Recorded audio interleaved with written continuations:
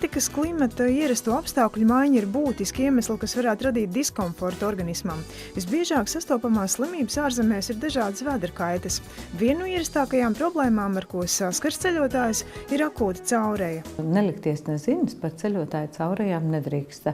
Jāievēro sanitārā higiēna. Tātad pirmkārt ēst tomēr tādās, vai tie ir restorāni vai kafejnīcas, viesnīcās.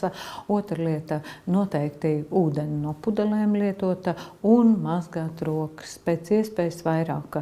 Un, ja nav iespēja vienmēr nomazgāt, būtu labi, ja būtu tās mitrās salvetes, ar kurām mēs tomēr noslaukam un nodezinficējam rokas, lai ēdot varbūt kādu augli, arī neiemantot šo te zarnu nūjiņu.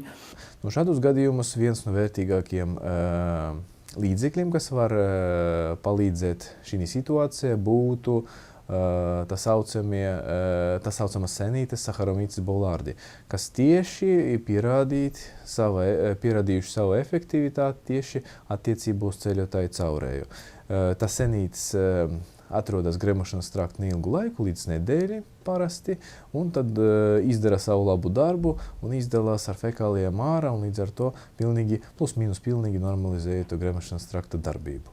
Enterol ir pretcaurejas līdzeklis, kas satur Saharomyces boulardii sēnītes. To lieto akūtas infekciozes caurejas ārstēšanai pieaugušajiem un bērniem, antibiotiku terapijas izraisīta kolīta un caurejas ārstēšanai un profilaksei un karinātu zarnu sindroma ārstēšanai. Tas senītes, ko mēs paņēmam kā probiotisku produktu, ir speciāli attīrīts senītes, apstrādāts, un tie probiotiski produkti nekādā gadījumā neies paslikt. Saharomyces, tieši tas senītes, viņi jau bišķiņ arī apstādina gremošanas trakta peristaltiku. Ja?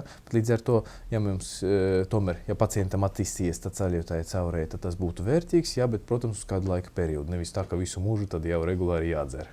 Enterol novērš tādu mikroorganismu augšanu zarnu traktā, kas izraisa saslimšanas, kā arī ir spējīgs atjaunot bojāto zarnu mikrofloru un stimulē zarnu aizsargspēju.